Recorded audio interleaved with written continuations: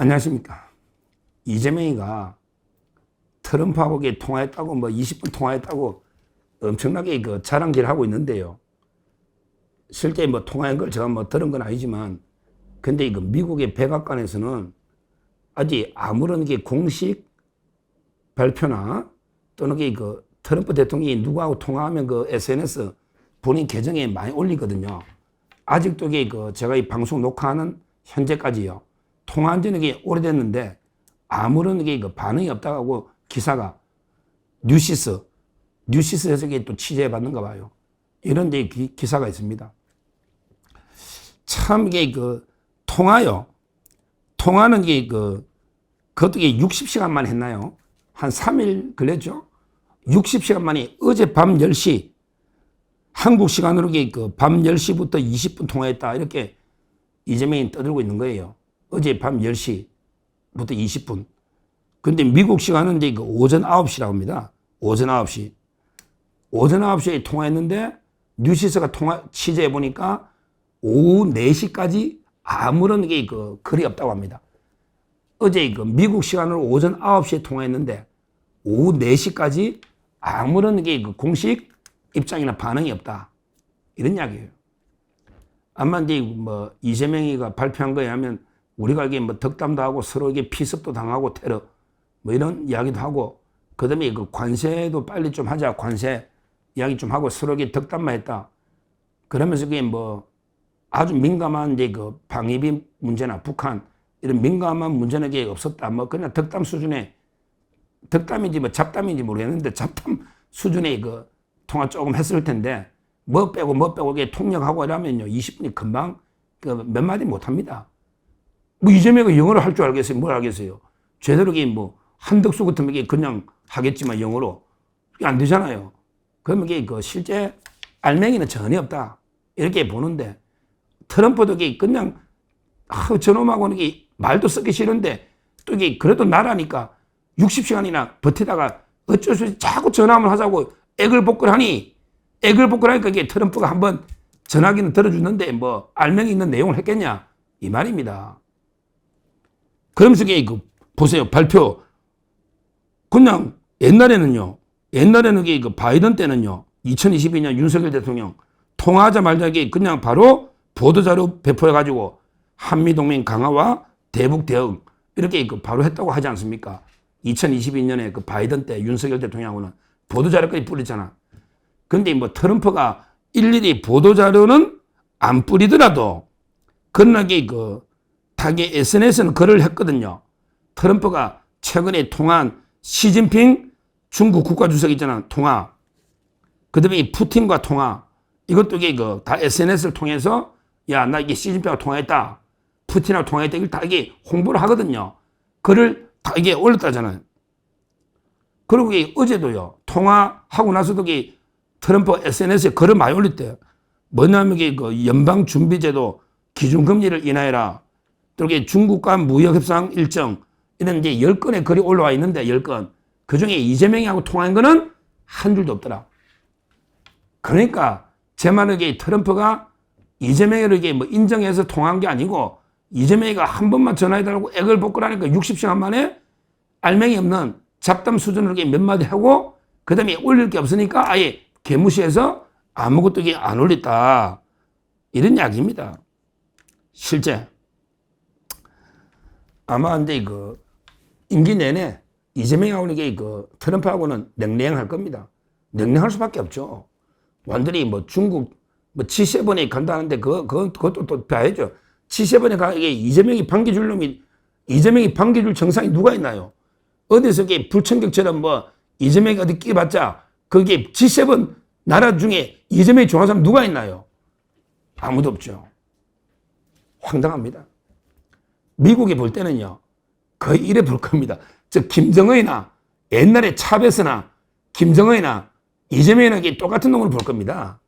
실제 김정은하고도 통화 안 한 트럼프가 축하전 안 하는 게 정상에 놓잖아요. 미국이 베네수엘라 싫어하거든요. 근데 베네수엘라 차베스가 내세운 구호가 국민주권정부입니다. 국민주권정부. 와, 우리 저는 이재명이를 이게 찌베스라 하거든. 차베스가 있고, 찌베스가 찌재명이니까 성이 찌시잖아. 차베스하고 똑같아. 그러니까 이게 전베스 또는 이게 찌베스, 차베스, 찌베스, 찌베스가 좋죠. 찌베스가 차나 찌시나 뭐, 이게 발음도 비슷하잖아. 영어로 하면.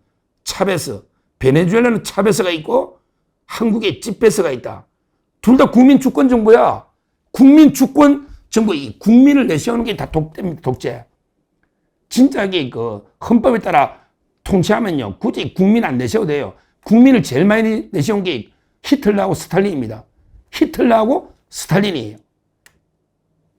이 찌베스가 하는 짓이 국민의 50%도 못 얻어 40%대 얻었다고 제가 독재하면 안 된다 했잖아.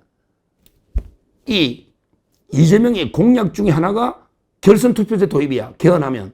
그러면 이 결선 투표제 정신으로 가면 이재명이 지금 대통령이 정당성이 없는 거예요. 왜? 이번에도 결선 투표 했어야지. 김문수하고 결선 투표 했어야지. 그게 정신이잖아. 지 공약이잖아, 공약. 50%가 안 되면 이게 정당성이 약하다는 거 아니야. 그러니까 개헌은 아직 안 돼도 그 정신은 자기도 인정하는 거 아닙니까? 자기도. 그랬던데 이거 결국은요. 현재 이거 저는 이재명은 정당성이 없다 이 봅니다. 40%대 대통령이 50%가 결선 투표거든요. 근데 국민 주권 어쩌고저쩌고 국민을 내세우면서 지 맘대로 하는 독재. 이게 독재가 되는 거예요. 그러니까 차베스하고 하는 짓이 똑같습니다. 차베스가 대법관을 12명 내렸잖아요. 20명에서 12명. 근데 이재명이는 지금 30명으로 14명에서 말도 안 되는 짓을 하죠. 차베스도 빚내가 막 뿌리잖아. 근데 이재명이도 빚내서 막 뿌리자. 하는 짓이 똑같잖아요. 근데 어떻게 이름까지 똑같냐. 국민주권정부 이름까지. 결국에 그 트럼프 대통령이 볼 때는 저 차베스 나게 북한의 김정은이나 한국의 찌쩌명이나 점점명이나 똑같은 놈으로 보는 거죠. 그러니까 이게 인정을 안 하는 거예요. 뭐 G7은 뭐 G7 초청하게 해서 그 이재명이 오기를 이게 바라는 사람 누가 있겠냐고요. 말도 안 되는 이야기죠. 한마디로 이게 국제 왕따, 국제 미화입니다. 뭐 이재명이 좀 반겨주는 사람은 푸틴, 시진핑, 북한의 김정은 정도 아닌가. 뭐 모르지. 또 베네수엘라 지금 대통령이 바뀌었죠. 누군지 제가 갑자기 생각이 안 나는데 하여튼 차베스만 생각하면 되니까 이거는 이게 우리가 분명히 알아야 된다. 국제 왕따, 국제 미화다. 이재명이는. 이거는 이게 트럼프 대통령 누구보다 잘한다. 그래서 이게 60시간 만에 마지못해 통화하고 애걸복걸. 근데 이 통화 내용도 아예 공개도 안 하고 있다. 내용 자체도 알맹이가 없다. 이렇게 보고요. 아마 이제 앞으로 한미동맹은 힘들지 않을까.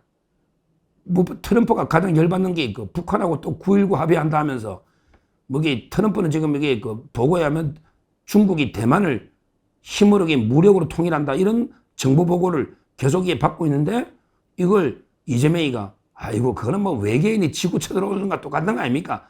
가능성이 없다. 이런 이야기 아닙니까? 이 말이 열 안 받겠습니까?